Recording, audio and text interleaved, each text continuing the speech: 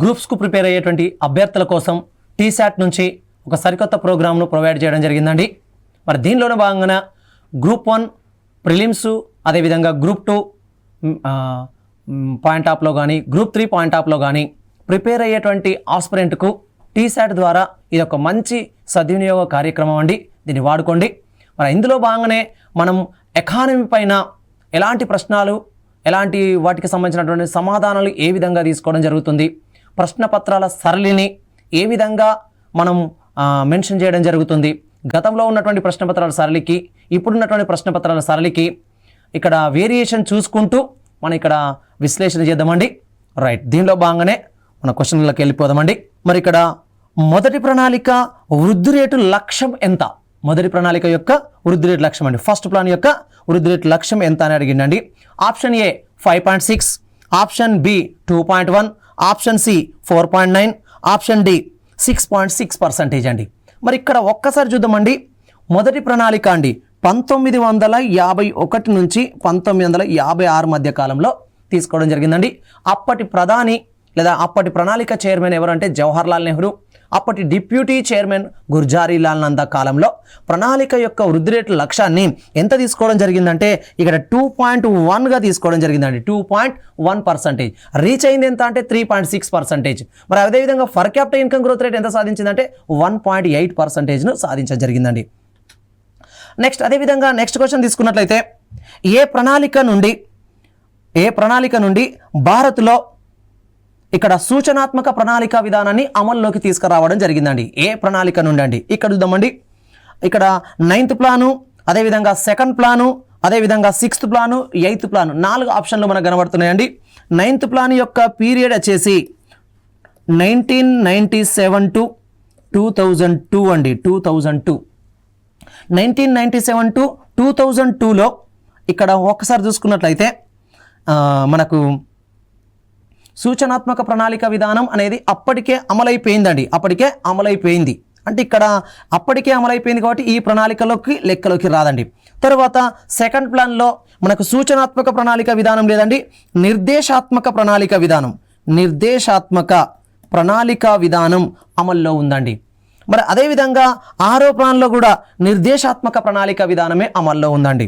అదేవిధంగా 8th plan నుంచి అంటే 1992 నుండి 97 మధ్య కాలంలో 8వ ప్రణాళికను తీసుకోవడం జరిగింది. ఈ 8వ ప్రణాళిక కాలం నుండి భారత్లో ఇండికేటివ్ ప్లానింగ్ పాలసీని, సూచనాత్మక ప్రణాళిక విధానాన్ని అమల్లోకి తీసుకురావడం జరిగిందండి. Right answer is the 8th plan అండి, ఆప్షన్ డి అండి. నెక్స్ట్ అదేవిధంగా తీసుకున్నట్లయితే నిరుద్యోగ ప్రణాళిక అని దేన్ని పిలుస్తారు? మనకు నిరుద్యోగులకు సంబంధించిన పాయింట్ ఆఫ్లో తీసుకుంటే 6వ ప్రణాళికన, 5వ ప్రణాళికన, 11వ ప్రణాళికన లేదా 2వ ప్రణాళికన అంటే ఇక్కడ 2వ ప్రణాళిక అనేది ఒకసారి చూద్దామండి. 2వ ప్రణాళిక ధైర్యంతో కూడుకున్న ప్రణాళిక, భారీ పెట్టుబడుల ప్రణాళిక లేదా పారిశ్రామిక ప్రణాళిక అంటారు కాబట్టి దీనికి సంబంధం లేదండి. మరి అదేవిధంగా ఇందులో 11వ ప్రణాళికను మనం విద్యా ప్రణాళిక అంటారండి, దీనికి సంబంధం లేదండి. మరి అదేవిధంగా 5వ ప్రణాళికను ఏమంటారంటే పేదరిక ప్రణాళిక అనడం జరుగుతుందండి, ఇది కూడా కాదండి. మరి తర్వాత 6వ ప్రణాళిక 1980 నుంచి 85 మధ్య కాలంలో ఇందిరాగాంధీ గారండి. 1980 నుండి 85 మధ్య కాలంలో ఇందిరాగాంధీ గారు 6వ ప్రణాళికను ప్రవేశపెట్టడం జరిగింది. 6వ ప్రణాళికలోనే ఇక్కడ నిరుద్యోగిత అంశాలకు, ఉపాధి కల్పనలకు ఎక్కువగా ప్రాధాన్యత ఇవ్వడం జరిగింది కాబట్టి 6వ ప్రణాళిక అనేది మనకు ఇక్కడ నిరుద్యోగ ప్రణాళికకు సంబంధించిన ఆన్సర్ అండి. నెక్స్ట్ అదేవిధంగా తీసుకుందామండి. విజయవంతమైనటువంటి ప్రణాళికలన్నింటిలో అత్యధిక వృద్ధి రేటును సాధించిన ప్రణాళిక ఏది అని క్వశ్చన్ అడిగిందండి. విజయవంతమైన ప్రణాళికలు, ఇక్కడ ఉన్నటువంటి ప్రణాళికలన్నీ విజయవంతమైన ప్రణాళికలండి. 5వ ప్రణాళిక 1974 నుంచి 78 వరకు అండి. ఒక సంవత్సరం ముందుగానే జనతా ప్రభుత్వం దీన్ని రద్దు చేస్తుంది కాబట్టి 4 years మాత్రమే ఉంటుందండి. తర్వాత 6వ ప్రణాళిక అండి 1980 నుంచి 85, మనం ఇంతకుముందు నిరుద్యోగ ప్రణాళిక అన్నట్టుగా చెప్పుకున్నాం. 1980 నుంచి 85 కాలం అండి. తర్వాత 7వ ప్రణాళిక అండి 1985 నుంచి 90 వరకు అండి. తర్వాత 8వ ప్రణాళిక అండి 1992 నుంచి 97 వరకు అండి. మరి దీనిలో అత్యధిక వృద్ధి రేటును సాధించిన ప్రణాళిక ఏది అంటే 8వ ప్రణాళిక అండి. 8వ ప్రణాళికలనే అత్యధిక వృద్ధి రేటును సాధించడం జరిగిందండి. ఇక్కడ 8వ ప్రణాళిక ఈజ్ ద కరెక్ట్ ఆన్సర్. ఇవన్నీ విజయవంతమైన ప్రణాళికలు. విజయవంతమైనటువంటి ప్రణాళికల్లో 8వ ప్రణాళిక కంటే మిగతా 5లో కానీ 6లో కానీ 7లో కానీ వృద్ధి రేటు అనేది తక్కువగా నమోదవుతుందండి. నెక్స్ట్ అదే విధంగా తీసుకున్నట్లయితే భారత్లో నిరంతర ప్రణాళిక రూపకర్త ఎవరు?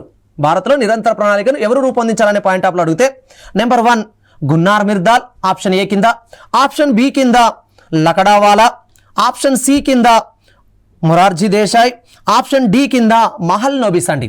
ఇక్కడ నలుగురు పాయింట్ ఆఫ్లో తీసుకుంటే గున్నార్ మిర్దాల్ అనేది వరల్డ్ వైజ్గా నిరంతర ప్రణాళికలు రూపొందించినండి. మనకి ఇక్కడ అడిగిందంటే భారత్లో అడిగిందండి. భారత్లో ఇతడు వరల్డ్ వైజ్గా అండి గున్నార్ మిర్దాల్. అదేవిధంగా లకడావాలా భారత్లో నిరంతర ప్రణాళికలను రూపొందించిందండి. భారత్లో నిరంతర ప్రణాళిక అంటే ఇక్కడ మనకు కరెక్ట్ ఆన్సర్ అండి. మరి ఇంకా చూద్దామండి. థర్డ్ 1 మొరార్జీ దేశాయ్ ఏంటంటే నిరంతర ప్రణాళిక కాలంలో చైర్మన్గా వ్యవహరించినటువంటి వ్యక్తి అండి. చైర్మన్గా వ్యవహరించినటువంటి వ్యక్తి. మరి మహల్ నోబిస్ అనేటువంటి పర్సన్ మాత్రం ఇక్కడ ఏంటండి భారీ పరిశ్రమల విషయంలో, 4 రంగాల నమూనా విషయంలో, 2వ ప్రణాళిక పితామహుడి విషయంలో, భారీ పరిశ్రమలు భారీ పెట్టుబడుల విషయంలో మహల్ నోబిస్ సంబంధం ఉంటుంది. అంటే ఇక్కడ ఇది కాదండి. అదేవిధంగా చైర్మన్గా ఉన్నటువంటి మొరార్జీ దేశాయ్ కూడా దీనికి ఆన్సర్ కాదండి. అదేవిధంగా లకడావాలా ఈజ్ ద భారత్కు సంబంధించినటువంటి కన్వీనియంట్ ఆన్సర్ అండి. అంటే లకడావాలా భారత్లో నిరంతర ప్రణాళిక రూపొందించిండు. వరల్డ్ వైజ్గా గున్నార్ మిర్దాల్ రూపొందించిండు. అదేవిధంగా భారత్లో లకడావాలా నిరంతర ప్రణాళికను రూపొందించినప్పుడు అప్పటి చైర్మన్ ఎవరు అంటే మొరార్జీ దేశాయ్ అండి. ఇది కరెక్ట్ ఆన్సర్ అండి. ఇక్కడ Lakdawala is the correct answer మనం చెప్పుకోవచ్చు అండి. రైట్. నెక్స్ట్ అదే విధంగా తీసుకుందామండి. నీతి ఆయోగ్ పాలక మండలి సభ్యులు ఎవరండి? నీతి ఆయోగ్ పాలక మండలి సభ్యులు. మరి ఇక్కడ ఒక్కసారి చూద్దామండి. అన్ని రాష్ట్రాల ముఖ్యమంత్రులు ఇస్ ద కరెక్ట్ ఆన్సర్. ప్రతి రాష్ట్రానికి సంబంధించిన ముఖ్యమంత్రి ఇందులో సభ్యుడిగా ఉండడం జరుగుతుందండి. అదేవిధంగా ప్రతి రాష్ట్రానికి సంబంధించిన గవర్నర్లని అంటే ఇక్కడ అన్ని రాష్ట్రాలకు సంబంధించిన గవర్నర్లు కూడా ఇందులో సభ్యులుగా ఉండడం జరుగుతుంది. అదేవిధంగా ఆప్షన్ సి కింద అన్ని కేంద్ర పాలిత ప్రాంతాలకు చెందిన లెఫ్టినెంట్ గవర్నర్లు కూడా ఇందులోనే సభ్యులుగా ఉండడం జరుగుతుంది. అంటే ఇక్కడ ప్రతి ఆప్షన్ కూడా దీనికి రిలేటెడ్గానే ఉంది కాబట్టి వాటన్నింటికి సంబంధించిన ఆన్సర్ మనకి ఎక్కడ కనబడుతుంది అంటే పై వారందరూ లేదా పైవన్నీ సరైనవనే పాయింట్. అంటే ఇక్కడ పై వారందరూ ఈజ్ ద కరెక్ట్ ఆన్సర్. అంటే ఇక్కడ అన్ని ఆప్షన్లకు సంబంధించినటువంటి రిలేటెడ్ పాయింట్ ఆప్షన్ డి కింద ఉంది కాబట్టి D is the correct answer అండి. నెక్స్ట్ అదే విధంగా తీసుకుందామండి. నీతి ఆయోగ్ ప్రస్తుత ఉపాధ్యక్షులు అండి. నీతి ఆయోగ్ ప్రస్తుత ఉపాధ్యక్షులు.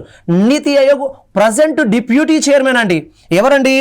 ఇక్కడ నీతి ఆయోగ్ ఫస్ట్ డిప్యూటీ చైర్మన్గా పనిచేసింది అరవింద్ పనగారియా అండి. అరవింద్ పనగారియా ఈయననే ఇప్పుడు ప్రజెంట్ 16వ ఆర్థిక సంఘానికి చైర్మన్గా కూడా ఎంపిక చేయడం జరిగిందండి. కానీ ఇక్కడ ఏంటంటే ఫస్ట్ డిప్యూటీ చైర్మన్ అడగలేండి. ఇక్కడ ఏంటండి ప్రస్తుత ఉపాధ్యక్షులు అని అడిగినది. Suman Bery is the correct answer అండి. Suman Bery is the correct answer. Rajiv Kumar కాదండి. అదేవిధంగా బీవీఆర్ సుబ్రహ్మణ్యం కాదండి. ప్రస్తుత సిఇఓగా బీవీఆర్ సుబ్రహ్మణ్యం చెప్తారండి. అదేవిధంగా అరవింద్ పనగారియా ఫస్ట్ అండి. Arvind Panagariya first deputy chairman అయితే ప్రజెంట్ డిప్యూటీ చైర్మన్ మాత్రం Suman Bery. Suman Bery is the correct answer అండి. నెక్స్ట్ అదేవిధంగా తీసుకుంటే ప్రభుత్వ విత్త శాస్త్ర పితామహుడు ఎవరు? పబ్లిక్ ఫైనాన్స్కి సంబంధించినటువంటి క్వశ్చన్ అండి. అంటే ఫాదర్ ఆఫ్ పబ్లిక్ ఫైనాన్స్ అండి. Father of public finance. మరి ఇక్కడ ఆప్షన్ ఏదండి Marshall, option B is the Dalton, option C is the J M Keynes, option D is the Edwin Cannan అండి. Edwin Cannan. ఇక్కడ ఎడ్విన్ కానన్ జనాభాకు సంబంధించిన పాయింట్ ఆఫ్లో మనం తీసుకోవచ్చునండి. జనాభాకు సంబంధించినటువంటి పాయింట్ ఆఫ్లో ఏమన్నాడండి ఈయన? ఇక్కడ ప్రపంచవ్యాప్తంగా ప్రతి జననం అభివృద్ధి కారకం అని చెప్పింది ఎడ్విన్ కానన్. జేఎం కీన్స్ని ఏమంటారంటే ఆధునిక అర్థశాస్త్ర పితామహుడు అంటారండి. అదేవిధంగా మార్షల్ ఏమంటారంటే ఇక్కడ సాంప్రదాయ ఆర్థికవేత్తల్లో ప్రముఖుడిగా చెప్తారండి. కానీ ఇక్కడ డాల్టన్ను మాత్రమే ఏంటండి father of public finance. Public finance అంటే ఆదాయాలకు సంబంధించిన వివరాలను, వ్యయాలకు సంబంధించిన వివరాలను తెలుపుతూ వ్యయాలకు సంబంధించిన అత్యధిక వివరాల గురించి తెలియజేసేదే పబ్లిక్ ఫైనాన్స్ అండి. నెక్స్ట్ అదేవిధంగా తీసుకుందామండి. ఎఫ్ఆర్బిఎం చట్టాన్ని ఎప్పుడు చేశారు? ఎఫ్ఆర్బిఎం చట్టాన్ని అండి. ఎఫ్ఆర్బిఎం చట్టాన్ని ఎప్పుడు చేశారంటే ఎఫ్ఆర్బిఎం చట్టాన్ని 2003లో చేయడం జరుగుతుంది. చట్టం చేసింది 2003లోనండి. చట్టం అమల్లోకి తీసుకొచ్చింది 2004. ఇక్కడ చట్టాన్ని ఎప్పుడు చేశారు అన్నాడండి, ఇక్కడ 2003 ఇస్ ద కరెక్ట్ ఆన్సర్ అండి. 2001 కానీ 2005 కానీ 2004, 2003లో చట్టాన్ని చేస్తారు. FRBM యాక్ట్ను 2004లో అమల్లోకి తీసుకొస్తారు. మరి ఇక్కడ ఈ FRBM యాక్ట్ అనేది ఏం చెప్తుంది అంటే కోశ లోటును నియంత్రించడం, రెవెన్యూ లోటును నియంత్రించడం అండి. కోశ లోటును, రెవెన్యూ లోటును నియంత్రించడమే దీని యొక్క ముఖ్య ఉద్దేశం. 2008 నాటికి కోశ లోటును అదేవిధంగా రెవెన్యూ లోటును నివారించడం లేదా నియంత్రించడమే కాన్సెప్ట్ తోటి దీన్ని ఈ చట్టాన్ని తీసుకొచ్చారండి. నెక్స్ట్ అదేవిధంగా తీసుకున్నట్లయితే కోశ లోటు నుండి వడ్డీ చెల్లింపులను తీసివేయగా వచ్చేది ఏది? కోశ లోటు నుండి వడ్డీ చెల్లింపులనండి. ఇక్కడ ఫిజికల్ డెఫిసిట్ నుండి ఇక్కడ ఏంటండి మనకు ఏవైతే ఇంట్రెస్ట్ ఉంటాయో అవన్నీ తీసేస్తే మనకు మిగిలిది ఏంటంటే ప్రాథమిక లోటు, రెవెన్యూ లోటు, బడ్జెట్ లోటు, పైవన్నీ సరైనవి. పైవన్నీ అనేది సరైనది ఆప్షన్ కాదండి. డైరెక్ట్గా మనం ఇక్కడ ఏదైతే నెగటివ్ ఉందో దాన్ని తీసేసుకుందాం ఫస్ట్. తర్వాత బడ్జెట్ లోటు అంటే ఏంటంటే మొత్తం రాబడి కన్నా మొత్తం వ్యయం ఎక్కువగా ఉంటాయి. మొత్తం రాబడి కన్నా మొత్తం వ్యయం అంటే ఇక్కడ ఏంటండి మొత్తం వ్యయం మైనస్ మొత్తం రాబడి ఈజ్ ఈక్వల్ బడ్జెట్ లోటు అండి, బడ్జెట్ లోటు. మరి అదేవిధంగా ఇది ఇక్కడ కరెక్ట్ ఆన్సర్ అంటే ఇది కాదండి. తర్వాత రెవెన్యూ లోటు అండి, అంటే ఇక్కడ రెవెన్యూ రాబడి కన్నా రెవెన్యూ వ్యయం ఎక్కువగా ఉంటాయి. అంటే ఇక్కడ ఏంటిది రెవెన్యూ వ్యయం మైనస్ రెవెన్యూ రాబడి ఈజ్ ఈక్వల్ ఏంటంటే రెవెన్యూ లోటు అండి, రెవెన్యూ లోటు. మరి అదేవిధంగా ఇది దీనికి సంబంధించినటువంటి అంశం అంటే కాదండి. నెక్స్ట్ ఏంటంటే ప్రాథమిక లోటు అనేది మనకు మిగిలిపోయిందండి. ఇక్కడ కోశ లోటు విలువ నుండి వడ్డీ చెల్లింపుల విలువను తీసివేయగా వచ్చేదే ప్రాథమిక లోటు అండి, ప్రైమరీ డెఫిసిట్. అంటే ఇక్కడ చూడండి కోశ లోటు విలువ నుండి వడ్డీ చెల్లింపు. కోశ లోటు అంటే ఏంటండి బడ్జెట్ లోటు విలువకు మొత్తం రుణాల విలువను కలిపితే వచ్చేది కోశ లోటు. ఆ కోశ లోటు నుండి వడ్డీ చెల్లింపుల విలువను తీసేస్తే మిగిలేదాన్ని మాత్రమే ప్రాథమిక లోటు అంటారండి. ఇది మీకు ఏంటండి బడ్జెట్కు సంబంధించినటువంటి టాపిక్లలో భాగంగా మనకు బడ్జెట్ లోటు వాటికి సంబంధించిన రకాలనే లోటు బడ్జెట్ వాటికి సంబంధించిన రకాలండి. లోట్లు బడ్జెట్లు లేదా బడ్జెట్ లోట్లు రకాలనే పాయింట్ ఆఫ్లో బడ్జెట్ లోటు అంటే ఏంటిది, అదేవిధంగా రెవెన్యూ లోటు అంటే ఏంటిది, కోశ లోటు అంటే ఏంటిది, అదేవిధంగా ప్రాథమిక లోటు అంటే ఏంటిది, ద్రవీకరించిన లోటు అనేటువంటి అంశాలు ఇక్కడ మనకు టచ్ అవుతాయండి. ఇక్కడ ఆన్సర్ వచ్చేసి ప్రాథమిక లోటు ఈజ్ ద కరెక్ట్ ఆన్సర్ అండి. నెక్స్ట్ కేంద్ర బడ్జెట్ను రాజ్యాంగంలోని ఏ ఆర్టికల్ ప్రకారం పార్లమెంట్లో ప్రవేశపెడతారు అంటే ఆర్టికల్ 202 ప్రకారమా, ఆర్టికల్ 122 ఆర్టికల్ ప్రకారమా, ఆర్టికల్ 112 ఆర్టికల్ ప్రకారమా, లేదంటే 281 ఆర్టికల్ ప్రకారమా అంటే ఇక్కడ చూద్దాం 281 ఆర్టికల్ దీనికి సంబంధం లేదండి. తర్వాత ఇక్కడ ఒక్కసారి చూద్దామండి 202 ఆర్టికల్ వచ్చేసి ఇది రాష్ట్ర బడ్జెట్కు సంబంధించిన అంశం అండి. రాష్ట్ర బడ్జెట్కు అంటే ఇక్కడ ఏ రాష్ట్రం అయితే బడ్జెట్ను ప్రవేశపెడుతుందో ఆ బడ్జెట్ను ప్రవేశపెట్టే క్రమంలో ఆ రాష్ట్రానికి సంబంధించిన ఆర్థిక మంత్రి రాష్ట్ర బడ్జెట్ను రాష్ట్ర శాసనసభలో 202 ఆర్టికల్ ప్రకారం ప్రవేశపెడుతుంది. ఇది రాష్ట్రానికి సంబంధించిందండి, రాష్ట్రానికి సంబంధించింది. అంటే మనకు అడిగింది కేంద్ర బడ్జెట్ అండి. మరి ఇక్కడ 122 అనేది కూడా ఈ ఆర్టికల్కి సంబంధం లేదండి, అంటే ఇక్కడ బడ్జెట్కు సంబంధించి అంశం కాదు. మరి అదేవిధంగా ఇక్కడ ఆప్షన్ సి ఈజ్ ద మనకు కనబడుతుందండి. అంటే 112 ఆర్టికల్ 112 ఆర్టికల్ ప్రకారం కేంద్ర ఆర్థిక శాఖ మంత్రి ఎవరైతే ఉంటారో ఆ ఆర్థిక శాఖ మంత్రి కేంద్ర బడ్జెట్ను పార్లమెంటులో ప్రవేశపెట్టడం జరుగుతుందండి. ఫస్ట్ లోక్సభలో ఆమోదాన్ని పొందిన తర్వాత రాజ్యసభకు పంపించి అక్కడ ఏమన్నా తప్పులు ఉంటే సవరించుకొని తర్వాత రాష్ట్రపతి ఆమోదానికి పంపితే రాష్ట్రపతి ఆమోదించిన తర్వాత ఇక్కడ కేంద్ర బడ్జెట్ అనేది ఇక్కడ క్లియర్గా అమల్లోకి రావడం జరుగుతుంది. ఆ కేంద్ర బడ్జెట్ను ఏ ఆర్టికల్ ప్రకారం పార్లమెంట్లో ప్రవేశపెడతారంటే 112 ఆర్టికల్ ప్రకారం అండి. నెక్స్ట్ క్వశ్చన్కి వెళ్దామండి. జిఎస్టీ బిల్లును ఆమోదించిన తొలి రాష్ట్రం ఏది? జిఎస్టీ బిల్లును ఆమోదించిన తొలి రాష్ట్రం ఏది అంటే ఇక్కడ option A Bihar, option B Telangana, option C Jammu Kashmir, option D Assam. ఇక్కడ చూద్దామండి. ఇక్కడ జిఎస్టీ బిల్లును ఆమోదించిన తొలి రాష్ట్రంగా ఏ రాష్ట్రాన్ని చెప్పుకోవచ్చు అంటే అస్సాం అండి. అస్సాం అనేది ఫస్ట్ వన్ అండి, అస్సాం అనేది ఫస్ట్. అదేవిధంగా సెకండ్ వన్ వచ్చేసి బీహార్ అండి, సెకండ్ వన్ వచ్చేసి బీహార్. అదేవిధంగా తెలంగాణ 13వది. అదేవిధంగా జమ్మూ కాశ్మీర్ వచ్చేసి చివరిదండి, జమ్మూ కాశ్మీర్ వచ్చేసి చివరిది. ఇక్కడ ఫస్ట్ అండ్ లాస్ట్ గుర్తుపెట్టుకోండి. మొదటిసారిగా జిఎస్టీని ఆమోదించిన రాష్ట్రం అస్సాం అయితే చివరిగా ఏది అంటే జమ్మూ కాశ్మీర్ అండి. నెక్స్ట్ అదేవిధంగా తీసుకుందామండి, జిఎస్టీ డేగా, జిఎస్టీ దినోత్సవంగా ఏ రోజును పేర్కొనడం జరుగుతుంది అంటే జూలై 1, జూలై 5, అదేవిధంగా ఆగస్టు 9, జనవరి 5 అంటే ఇక్కడ చూద్దామండి. ఇక్కడ జనవరి 5 కానీ, ఆగస్టు 9 కానీ, అదేవిధంగా జూన్ 5 కానీ ఈ టాపిక్ సంబంధం లేదండి. ఇప్పుడు జూన్ 5 అని తీసుకుందామండి. ఏంటండి? ప్రపంచ పర్యావరణ దినోత్సవం అంటారండి, ప్రపంచ పర్యావరణ దినోత్సవం, వరల్డ్ ఎన్విరాన్మెంట్ డే అంటే జూన్ 5 అండి. అదేవిధంగా జూలై 1 అనేది మాత్రమే ఏంటంటే జిఎస్టీకి సంబంధించినటువంటి అంశం అండి. అంటే జిఎస్టీ అమల్లోకి వచ్చినటువంటి రోజు ఏదైతే ఉంటుందో అదే రోజు నాడు జిఎస్టీ డేగా భారత్లో జరుపుకోవడం జరుగుతుంది. అంటే ప్రతి సంవత్సరం జూలై 1ని భారత్లో జిఎస్టీ డేగా జరుపుకుంటున్నాం. ఎందుకంటే జిఎస్టీ అనేది అమల్లోకి వచ్చింది అదే రోజు నాడు కాబట్టి. నెక్స్ట్ 15వ ఆర్థిక సంఘం అమలు కాలం అండి. 15th ఫైనాన్స్ కమిషన్ యొక్క పీరియడ్ అడిగిందండి. ఏంటండి? 2020 నుండి 25 వరకు ఆప్షన్ ఏ కింద, ఆప్షన్ బి కింద 2023 నుండి 2028 వరకు, ఆప్షన్ సి కింద 2021 నుండి 27 వరకు, ఆప్షన్ డి కింద 2021 నుండి 26 వరకు అండి. ఇక్కడ మనం ఒక్కసారి చూద్దామండి. 2020 నుండి 25 కాదండి, అదేవిధంగా 23 నుండి 28 కూడా కాదండి, తర్వాత 21 నుండి 27 మనకి 6 సంవత్సరాలు ఇచ్చిన కాదండి. నెక్స్ట్ అదేవిధంగా ఆప్షన్ ఇక్కడ డి అండి, ఇది ఆప్షన్ డి వచ్చేసి 2001 నుండి 2026 వరకు అండి. అంటే 15వ ఆర్థిక సంఘం 2021 నుండి 2026 వరకు ఉండడం జరుగుతుందండి. నెక్స్ట్ 16వ ఆర్థిక సంఘం చైర్మన్గా ఎవరు కొనసాగుతారు? 16వ ఆర్థిక సంఘం అండి. అంటే ఇప్పుడు 15th ఫైనాన్స్ కమిషన్లోనే మనం ఉన్నాం. ఈ 15th ఫైనాన్స్ కమిషన్ కాలం పూర్తయిన తర్వాత అధికారికంగా ఎవరు చైర్మన్గా కొనసాగుతారనే పాయింట్ ఆఫ్లో తీసుకుంటే ఇక్కడ ఎన్కే సింగ్ అనే వ్యక్తి 15వ ఆర్థిక సంఘానికి సంబంధించినటువంటి చైర్మన్ అండి. మరి ఇక్కడ అరవింద్ పనగారియా మాత్రం 16వ ఆర్థిక సంఘానికి చైర్మన్గా ఎంపిక కాబడినటువంటి వ్యక్తి కాబట్టి ఈయన మనకు ఆన్సర్ అవుతారండి. ఫస్ట్ ఆన్సర్ కాదండి, అది 15th finance commission NK Singh, Nandakishore Singh అండి. తర్వాత వైవి రెడ్డి కూడా కాదండి, 14th ఫైనాన్స్ కమిషన్కి సంబంధించిన వాడు.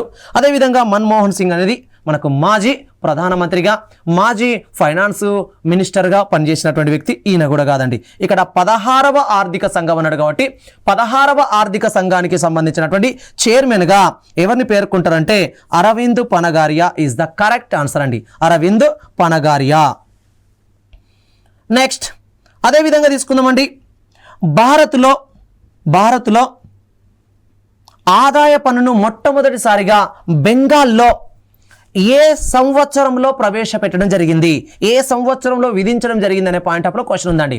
ఇక్కడ చూద్దామండి, భారత్లో ఆదాయ పన్నును మొట్టమొదటిసారిగా బెంగాల్లో ఇక్కడ ఏ సంవత్సరంలో విధించారు? Option A 1920, option B 1942, option C 1856, option D 1860 అండి. ఇక్కడ మనకు ఒకసారి మొదటిది, రెండవది, మూడవది తీసుకుంటే ఇక్కడ దానికి సంబంధం లేనటువంటి అంశాలండి. మరి దీనిలోనే భాగంగా చూసుకుంటే ఇక్కడ 1860 అండి. 1860 అనేది దీనికి రిలేటెడ్ పాయింట్ అండి, రిలేటెడ్ పాయింట్. ఎందుకంటే మనకు 1857లో సిపాయిల తిరుగుబాటు జరిగింది. ఈ సిపాయిల తిరుగుబాటు వల్ల బ్రిటన్ ప్రభుత్వానికి ఆర్థిక నష్టం రావడంతో ఆ నష్టాన్ని పూరించుకోవడానికి 1860లో భారతదేశంలోని బెంగాల్ ప్రాంతంలో ఎవరైతే ధనిక కుటుంబాలు ఉంటాయో, ధనవంతుల కుటుంబాలు ఉంటాయో, ఆ ధనవంతుల కుటుంబాలపైన మొట్టమొదటిసారిగా ఆదాయ పన్నును విధించడం జరిగిందండి. ఆదాయ పన్నును విధించడం జరిగింది. అంటే 1860లో మొట్టమొదటిసారిగా భారత్లో బెంగాల్లో ఇక్కడ ఆదాయ పన్ను విధించారు. అదే 1860లో భారతదేశంలో మొట్టమొదటి బడ్జెట్ను కూడా ప్రవేశపెట్టారు బ్రిటిష్ ఆర్థిక మంత్రి అయినటువంటి జేమ్స్ విల్సన్ ఆధ్వర్యంలో నుండి. అక్కడ ఇంకో క్వశ్చన్ కూడా ఉంటుందండి. 1860లో మొదటి బడ్జెట్ను భారత్లో ప్రవేశపెట్టారు. మొట్టమొదటిసారిగా ఆదాయ పన్నును కూడా ప్రవేశపెట్టడం జరిగింది. ఇక్కడ D is the correct answer అండి. D is the correct answer. Next అదే విధంగా తీసుకుందామండి. పన్ను సంస్కరణల కోసం రాజా చెల్లయ్య కమిటీని ఏ సంవత్సరంలో నియమించారు? రాజా చెల్లయ్య, పన్ను సంస్కరణ అంటేనే రాజా చెల్లయ్య అండి. రాజా చెల్లయ్య. మరి ఇక్కడ రాజా చెల్లయ్య కమిటీని ఏ సంవత్సరంలో అండి?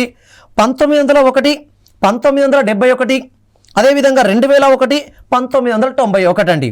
ఇక్కడ మనకు 1991 డైరెక్ట్ క్వశ్చన్ అండి. 1991లోనండి. 1991. ఇదే 1901లో బ్యాంకింగ్ సంస్కరణలపై నరసింహం కమిటీని కూడా నియమించడం జరుగుతుందండి. పన్ను విధానాలపైన, పన్ను సంస్కరణలపైన రాజా చెల్లయ్య కమిటీని కూడా నియమించడం జరుగుతుందండి. అదే 1991లో మిశ్రమ ఆర్థిక వ్యవస్థ అమల్లోకి కూడా రావడం జరుగుతుందండి. నెక్స్ట్ అదేవిధంగా నీతి ఆయోగ్ నినాదాలు ఏవి? నీతి ఆయోగ్ నినాదాలు ఏవి? ఆప్షన్ ఏ సబ్కా సాత్ సబ్కా వికాస్. సబ్కా సాత్ సబ్కా వికాస్. ఆప్షన్ బి బలమైన రాష్ట్రాలతో బలమైన దేశం. ఆప్షన్ సి A, Bలు సరైనవి. ఆప్షన్ డి పైవేవి కావు. మరి ఇక్కడ చూద్దామండి. సబ్కా సాత్ సబ్కా Vikas is the correct answer. అదేవిధంగా బలమైన రాష్ట్రాలతో బలమైన దేశం ఇస్ ద కరెక్ట్ ఆన్సర్. మరి ఈ రెండింటికి సంబంధించినటువంటి అంశం ఎక్కడుందండి? ఆప్షన్ సిలో ఉంది కాబట్టి C is the correct answer. సబ్కా సాత్ సబ్కా వికాస్. నీతి ఆయోగ్లో సబ్కా సాత్ సబ్కా వికాస్ అంటే అందరితో కలిసి అందరికీ అభివృద్ధి అనేటువంటి ఒక స్లోగన్ను. అదేవిధంగా ఏ రాష్ట్రం అయితే బలంగా తయారవుతుందో ఆ రాష్ట్రాన్ని బేస్ చేసుకొని దేశం కూడా బలంగా తయారైతే, అంటే ఒక్కొక్క రాష్ట్రాన్ని బలంగా తయారు చేసుకుంటా పోతే ఇక్కడ దేశం కూడా బలంగా తయారైతాయనే ఉద్దేశంతో బలమైన రాష్ట్రాలతో బలమైనది. ఈ రెండు ఆప్షన్లు అనేవి ఆప్షన్ సి కింద మనకు కరెక్ట్గా ఇవ్వడం జరిగింది కాబట్టి C is the correct answer అండి. రైట్, చూద్దామండి. IBRD ప్రస్తుత చైర్మన్ ఎవరు అండి? అంటే international bank for reconstruction and development, అంటే ప్రపంచ బ్యాంక్ యొక్క ప్రస్తుత చైర్మన్ ఎవరు అనే పాయింట్ ఆఫ్ అడుగుతాం. ప్రపంచ బ్యాంక్ అండి. IBRD అంటే వరల్డ్ బ్యాంక్ అండి. వరల్డ్ బ్యాంక్ అండి. వరల్డ్ బ్యాంక్ యొక్క ప్రస్తుత చైర్మన్ అనే పాయింట్ ఆఫ్లో మనకు క్వశ్చన్ అండి. ఇక్కడ ఒక్కసారి చూద్దామండి. David Malpass is the wrong answer అండి. David Malpass. ఇంతకుముందు డేవిడ్ మాల్పస్ ఉండేది, ఇప్పుడు మాజీ అధ్యక్షుడిగా మారిపోయిందండి. మరి ఇక్కడ క్రిస్టాలినా జార్జియవా కాదండి. అదేవిధంగా అరవింద్ పనగారియా కాదండి. అదేవిధంగా ఆప్షన్ డి ఇస్ ద ఎవరండి?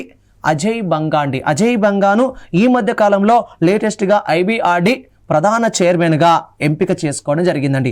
IBRD యొక్క ప్రస్తుత ప్రధాన కార్యాలయం ఎక్కడ ఉందంటే వాషింగ్టన్ DCలో ఉందండి. నెక్స్ట్, బచావత్ ట్రిబ్యునల్స్కి సంబంధించి సరైనటువంటి అంశాలను ఎంపిక చేయండి అనే పాయింట్ ఆఫ్లో ఒక క్వశ్చన్ అడగడం జరిగిందండి. బచావత్ ట్రిబ్యునల్స్కు సంబంధించండి సరైనటువంటి అంశాలను ఇక్కడ గుర్తించమన్నాడు. ఒకటి ఏంటండి, ఈ బచావత్ ట్రిబ్యునల్స్ అట ఆప్షన్ ఏ కింద తుది నివేదికనండి. తుది నివేదిక అంటే చివరి నివేదిక అండి. తుది నివేదికను 1976లో సమర్పించడం జరిగిందండి. 1976లో తుది నివేదికను 1976లో సమర్పించింది గవర్నమెంట్కు.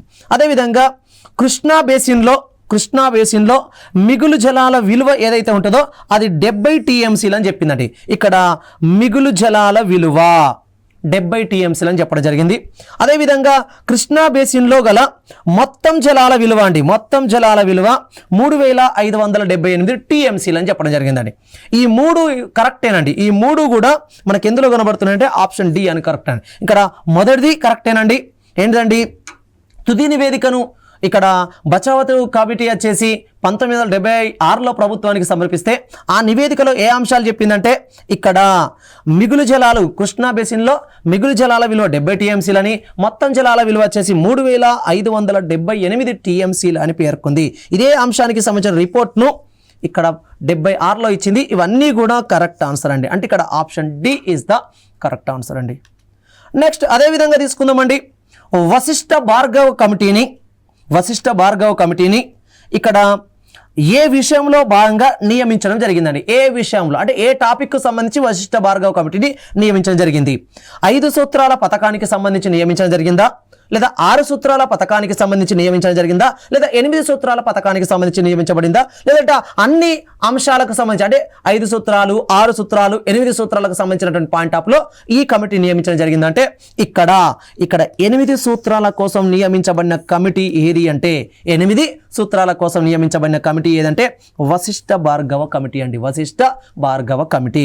ఇక్కడ C is the correct answer అండి. C is the correct answer.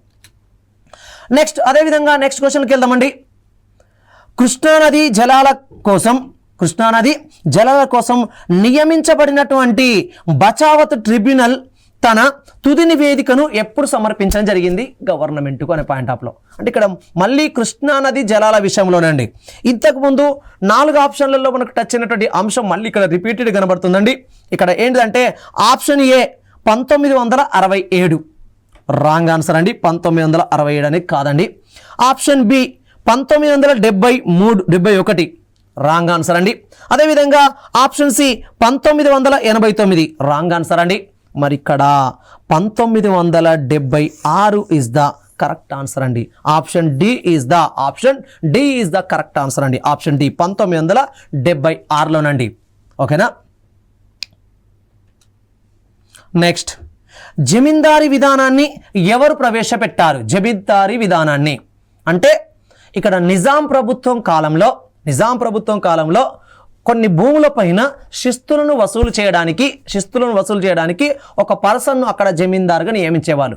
సమాజంలో పలుకుబడి కలిగినటువంటి వాళ్ళను, ఆదాయ వర్గాల వారిని, అదేవిధంగా ఎవరైతే సమాజంలో వారి మాట ఎవరైతే వినగలుగుతారో వాళ్ళను, అంటే పెద్ద మనుషులుగా ఉన్నటువంటి వాళ్ళను ఇక్కడ జమీందారులుగా నియమించారు. ఆ జమీందారీ విధానాన్ని ఎవరు ప్రవేశపెట్టారు అంటే అప్పటి వైస్రాయ్ జనరల్ కొంతమంది ప్రవేశపెడతారండి. అందులో కార్న్వాలిస్ ప్రవేశపెట్టిండా, అదేవిధంగా థామస్ మన్రో ప్రవేశపెట్టిండా, విలియం బెంటింగ్ ప్రవేశపెట్టిండా, లార్డ్ రిప్పన్ ప్రవేశపెట్టిండా అనే పాయింట్ ఆఫ్లో మనకు క్వశ్చన్ ఉన్నాయి.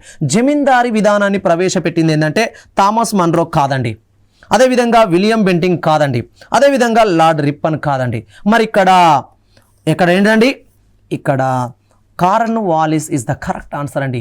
జమీందారీ విధానాన్ని ప్రవేశపెట్టినటువంటి ఇక్కడ వ్యక్తి ఎవరు అంటే కార్న్వాలిస్ అండి.